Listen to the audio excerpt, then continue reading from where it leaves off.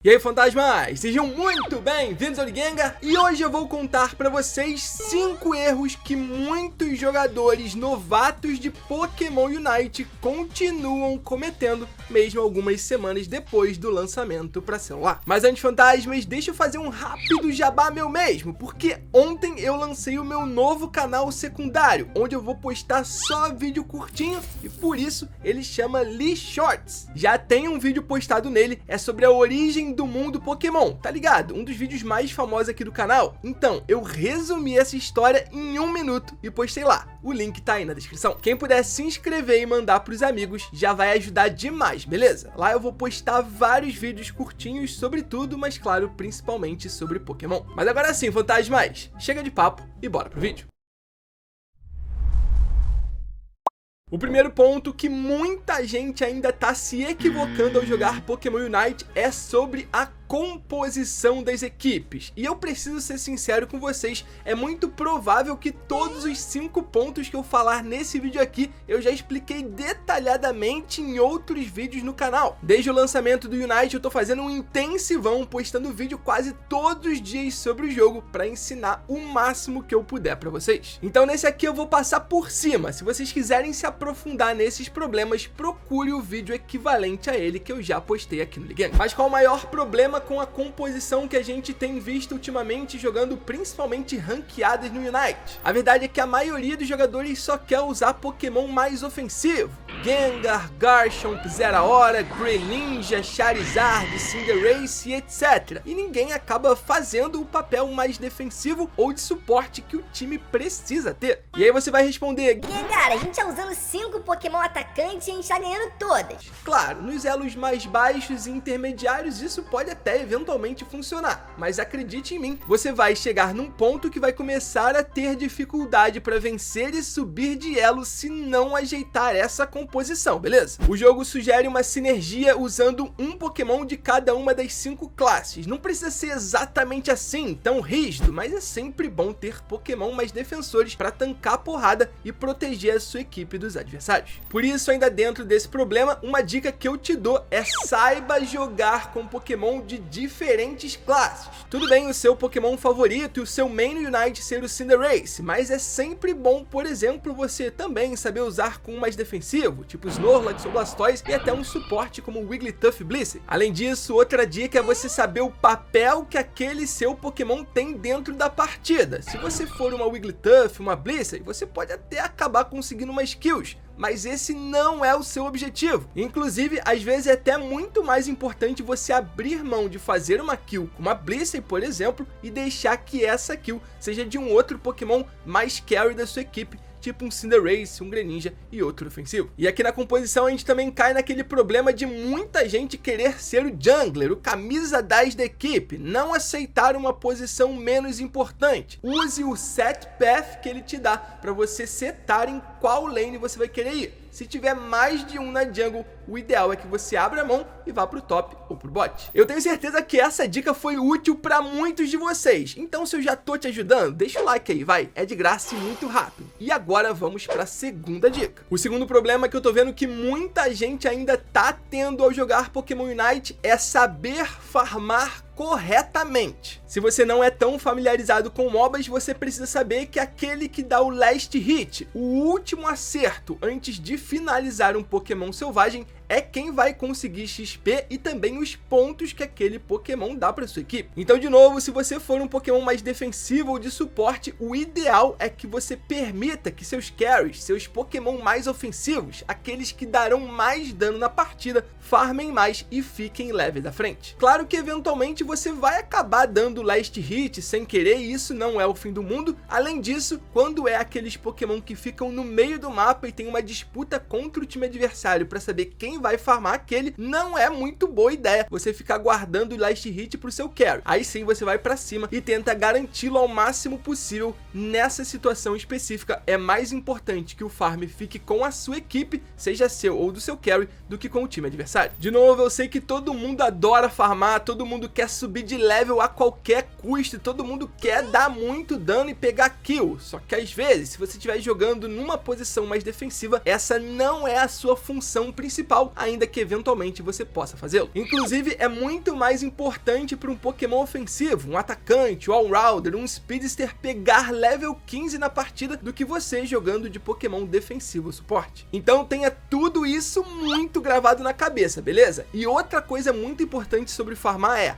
não roube de jeito nenhum a primeira wave da jungle do seu jungler, principalmente aquele Lillipup. O Lillipup tá ali por um motivo, ele vai botar o seu jungler no level 3 e quando ele terminar de farmar, terminar de dar clean na jungle, ele vai estar num level que permite dar o gank ou na sua lane ou na lane oposta que você está. Se você roubar nem que seja um Corpsezinho, por mais que você ache que seja pouca coisa, e pode acreditar, eu já pensei assim também, você vai atrapalhar e atrasar totalmente o jogo do seu jungler. A terceira coisa que muita gente ainda não tá fazendo no jogo, e essa aqui é uma dica que vem direto do meu amigo X, que tá jogando pela Zap dos Thieves e já fez vídeo com a gente aqui no canal, é prestar atenção às informações que o jogo te dá. A primeira dica aqui é olhar para o minimapa. Lá tem o farm que você pode fazer do seu lado, tem quais Pokémon aliados ainda possuem ou já carregaram as suas ultimates, tem quais objetivos estão para nascer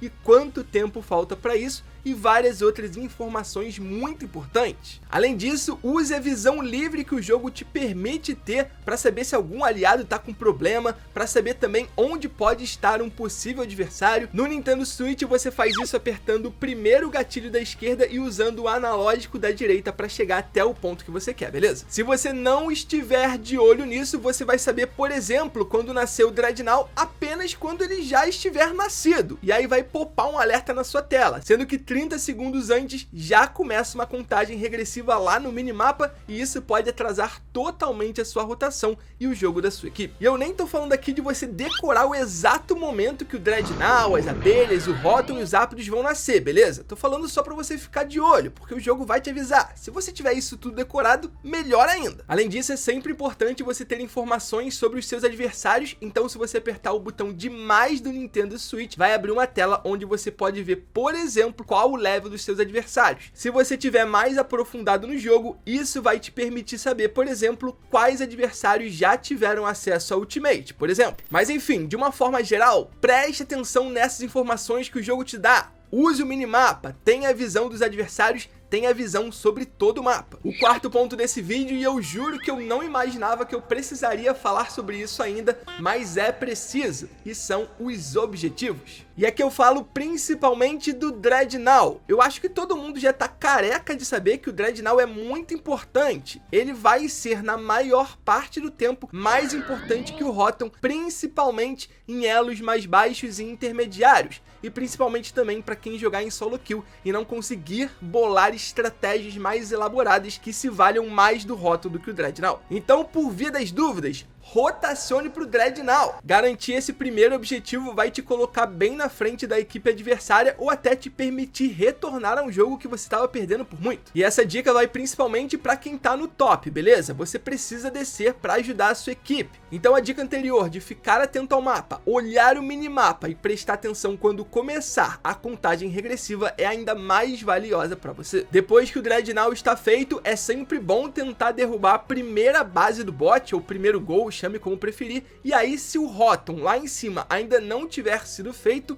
vá pra lá, beleza? Muita gente adora avançar até a segunda base do bot, e isso na maioria das vezes é um equívoco, porque primeiro uma teamfight ali pode se estender por muito tempo, afinal aqui o respawn dos Pokémon adversários que morrem é muito rápido, então você vai perdendo vida e eles vão retornando ao jogo com a vida completa, beleza? O ideal, como eu disse, é fazer o Drednaw, derrubar o primeiro gol do bot e subir para fazer o Rotom, caso ele ainda não tenha sido feito. Se ele já tiver sido feito, o ideal para você que tá jogando sozinho é farmar. Se você tiver em equipe, aí você pode tentar aquele famoso split push para pressionar o adversário no bot e também no top. Ainda dentro da dica dos objetivos, precisamos mais uma vez falar sobre os Zapdos. Eu tenho jogado bastante Standard com muitos randoms e também com o chat, e o que eu ainda continuo vendo acontecer demais é dar 2 minutos e o time ir instantaneamente iniciar os ápidos. Se você estiver perdendo a partida, isso é errado porque o time adversário todo vivo enquanto você faz os ápidos, ou eles podem começar uma teamfight, matar todos vocês e só finalizar os ápidos. Agora, se você estiver ganhando a partida, iniciar os ápidos instantaneamente é ainda pior, porque não faz nenhum sentido nisso. Então, ó, via de regra, o ideal é você conseguir uma vantagem numérica, pelo menos derrotar uns 3, ou principalmente os danos dos adversários, aqueles Pokémon que tem mais facilidade para roubar os ápidos, e aí sim,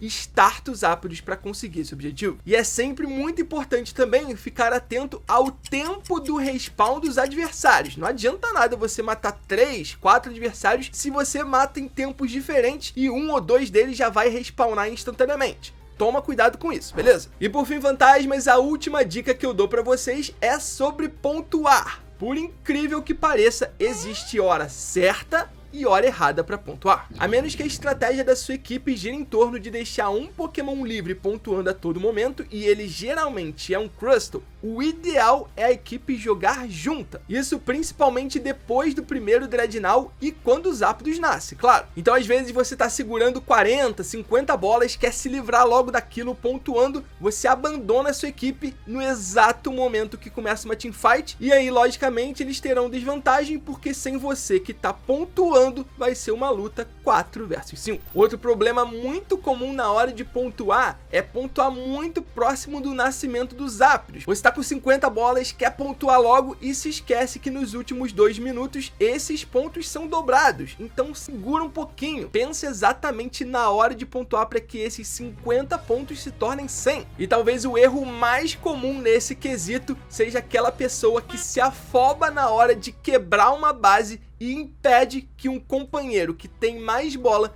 marque mais ponto para o seu time. É muito comum, por exemplo, uma base ficar faltando 20 bolas e aí você tem 25, quer depositar, quer quebrar, começa a depositar e aparece um companheiro com 40 bolas. São muitas bolas a mais. O ideal é que você faça um cálculo rápido na cabeça de qual é a melhor combinação de depósitos dos seus companheiros, para que você marque mais ponto, beleza? Por exemplo, nessa situação em que precisam de 20 bolas para quebrar um gol. Se um companheiro tem 15 bolas, um outro tem 40 e você tem 30, deixe o de 15 e o de 40 simultaneamente pontuarem e você guarda as suas bolas para um outro momento. Porque aí, ao invés de marcar os seus 30 pontos, a sua equipe vai marcar 55, já são 25 a mais. E por fim, o que alguns ainda não sabem é que quanto mais aliado estiver dentro daquela área de gol, mais rápido vocês depositam. Inclusive, eu anotei aqui uma colinha para saber o quão mais rápido vai dependendo de quantos aliados estejam dentro do gol. Se for um aliado além de você, mais 30% na velocidade de pontuação, 2,35, 3,40, e se tiver todo mundo dentro da base, são 60% a mais de velocidade para depositar e marcar ponto. Isso pode ser muito importante, principalmente no momento final da partida, se você estiver correndo atrás, mas tiver brecha para pontuar. Todo mundo junto marca ponto mais rápido. Mas agora sim, fantasmas, esses são os 5 erros que eu percebi que muita gente ainda comete. Eu pesquisei em alguns outros vídeos e também com amigos, principalmente o X, como eu já citei aqui no canal, para saber quais seriam dicas interessantes para dar para vocês, beleza? Se gostou, não esquece do like, se inscreva no canal, compartilhe com os amigos, e é isso, conto sempre com o apoio de vocês. Muito obrigado por tudo, fantasmas, pela força de sempre, e até a próxima.